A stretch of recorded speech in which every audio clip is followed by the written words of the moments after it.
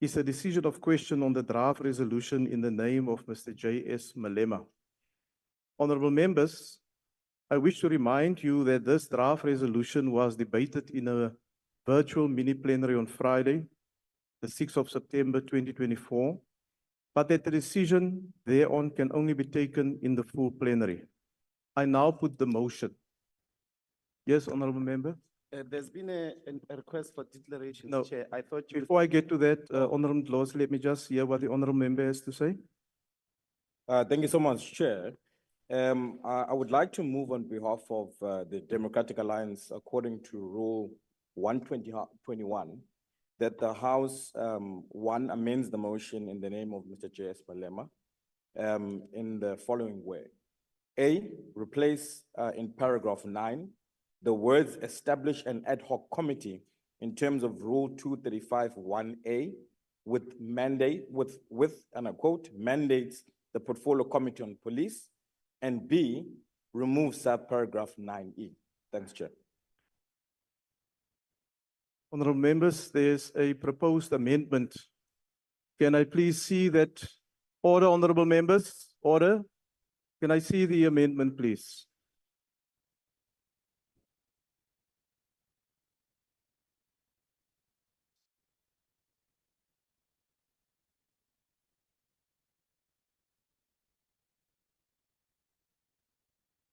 Honorable members, in terms of the rules, I see the amendment as moved by the Democratic Alliance, and may I draw your attention to the rule, Rule 121, Sub-Rule 1, that a member may propose an amendment in writing to a draft resolution if the amendment does not extend the scope of the draft resolution.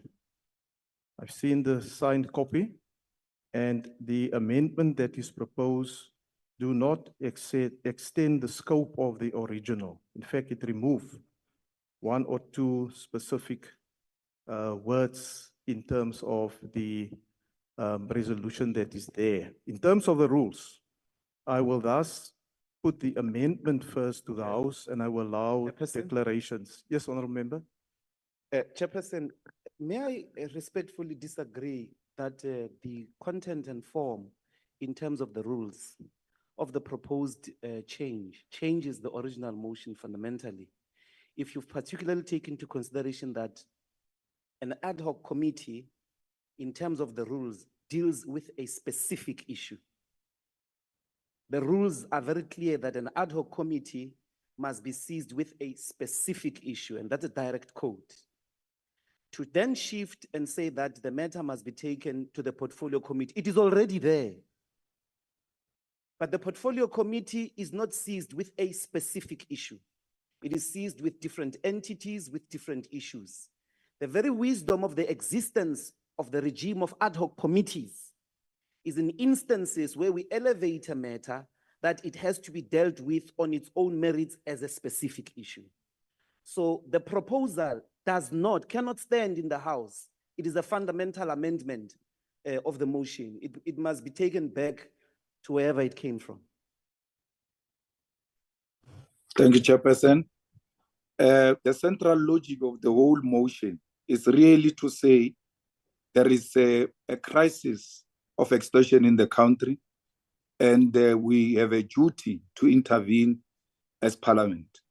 And therefore, it will be irresponsible of anyone to say the matter must be referred to the committee when we know how busy that committee is. And we want a focused ad hoc committee that is going to deal with this matter. We said to the executive, when the minister was spoke on this matter, that it will not be business as usual. Now, the DA comes, the DA that governs a province where this problem of extortion is too high, comes and says, no, let's do business as usual. But and what is even worse, extortion the pensioner, the recipient that is social grant, the construction sites. It has become a pandemic, and therefore Parliament cannot want to continue as if things are normal. We are pleading with all political parties to put their colors aside.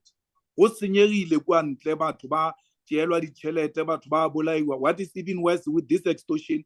Batho ba latwa le ka di-funeral. When you have a funeral, they say, no, for sure the policy has paid. Therefore, you must pay a certain percentage to those people who are extorting our people in the townships. We reject the DA and we reject this amendment of the DA. Thank you. The portfolio committees comprises members of this house. All of us ought to be busy. In the portfolio committee, members, there's a member of the EFF, there are 2 members of MK, there are 4 members of the ANC, there's 1 member of RISE. What the ad hoc committee is proposed in its composition is the same numbers as they exist in the committee. So now, if the EFF says we do not have confidence in the member that serves in the committee to execute her job, then it must say so. Because all of us are members in that committee. The committee has just been Point of established. order. Point of Honorable, Yes, Honorable Ghana, will you just take your, take Thanks, your House seat, Chair. please? Take your seat, please. Why are you rising, honorable member? Rising on a point of order to request that in terms of the rules, Chair, you rule Honorable Ghana to be irrelevant. We are No, there's debating the no such rule. technicality of whether the amendment suits the rules or not, No, not the composition of the second motion. no, thank you, honorable member. It's It's not a out of point order, it's irrelevant. It's a point of relevance. Not a point of order. Please continue, honorable member. What is irrelevant is what has just been said. Because there are members in the committee that represent political parties. And what we are saying, so instead of saying we reject the motion, we say we want this matter to be in the portfolio committee. Therefore, House Chair, oversight by the PC on police will further strengthen these actions. I thank you. Thank you, honorable member. Honorable members. Yes, honorable Ndlozi. House Chair, I ask you to rule in terms of Rule 121, subsection 2, in relation to this amendment. The rule says when amendment is moved as provided in sub-rule 1, a signed copy of the proposed amendment must be delivered to the secretary at the table without delay. I submit to the House Chair that this amendment was an ambush, not done in keeping with parliamentary decorum and specifically this particular rule. And it came at this hour to cause confusion in our country on a very important matter. It seeks to place a blanket and conceal a serious matter here, particularly in the Western Cape and Cape Town. You must rule it out of order, Chair, in terms of the rules. You are empowered as the chairperson to reject this amendment because it came without complying with 121 sub 2. Thank It was you. an ambush and it's not parliamentary. Honorable members, I But on a indeed point, receive- on a point of order, Chair. Yes, Honorable Malema, before you continue, I must indicate that I received the amendment when the member moved it. It was checked by the secretary or the secretary available in the House. And the amendment was then subsequently, not resolutions, there were declarations made by the different political parties on it. So the amendment to that motion is in front of us. Honorable Malema? No, on a point of order, Chair. We were ambushed with the motion. We were given the motion while the person who's proposing the amendment to the motion was already speaking to the amendment of the motion. And the rule just simply says you can't, in its spirit, it says you cannot ambush people and expect us to make substantive inputs on something that is just presented before us here. But on a different point, Chair, the amendment seeks to change the whole resolution. What is the point of having a debate on something that we are saying ad hoc committee?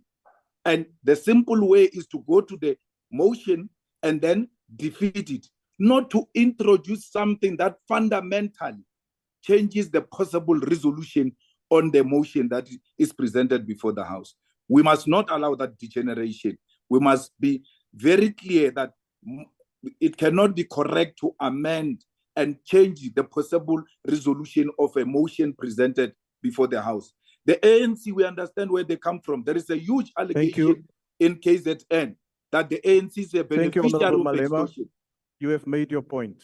Honorable members, as a member of who attend the Chief Whip's Forum regularly, and other members, and maybe it's something that we need to emphasize as well between the different political parties, is that whether you agree or not on something, is that you use the mechanisms inside that forum to talk to one another and discuss things with one another. So you did speak to them, Honorable Ndlozi.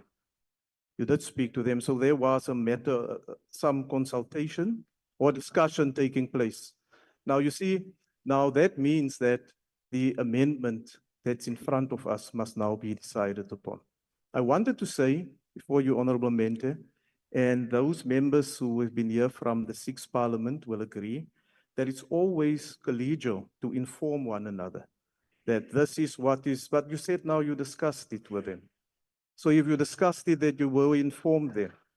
So whatever discussion took place there, whether you agreed with it or not, we expect as the presiding officers that that collegiality is there, that you discuss things with one another, so that when it comes to the House, that everybody is on the same page. We don't want anybody to be ambushed. That is not the idea. But since you, Honorable Ndlozi, indicated that you did speak to them, then it means that there were discussions amongst you. Honorable Ndlozi? No, House Chair, with respect, this is a classic case of sabotage, more than ambush. The honorable members of the DA never consulted anyone. They never consulted anyone. They brought this motion, read it, spoke to it, then you gave us the copies after. The motion that was consulted upon is the original motion, of which they had no view on. They never got back to us. So I'm saying to you, we even asked, do you want to make amendments? Because we were passionate about this matter being raised above political party colors. There was no consultation. It's a classic case of sabotage. And it must be rejected with respect, Honorable Chair. Please rule in the interest of the rules of the House, in the interest of the decorum. If you rule in favor of this motion, you are rendering Parliament useless. It's a circus. It means we can just come and play cards over serious matters of our people. We should have applied our minds Thank you, Honorable properly to Ndlozi. this motion. Honorable in terms of members. this amendment. Thank you very much. Honorable members, I've consulted with the table staff here, and it is my inclination that I will allow the decision on the amendment to stand over, to allow for consultation, proper consultation between the political parties, and we will bring it back to the House tomorrow immediately after the question session. Thank you. Thank you, House Chairperson. I rise on behalf of the EFF for the House to note that private security guards employed by security companies and appointed as service providers by the state wear ballot gloves when on duty. Note that they wear the ballot gloves and proceed to commit serious criminal acts and are unknown to the communities and by victims. Further note, the practice of wearing ballot gloves is widespread across law enforcement agencies, including by the South African Police Services and parliamentary protection officers.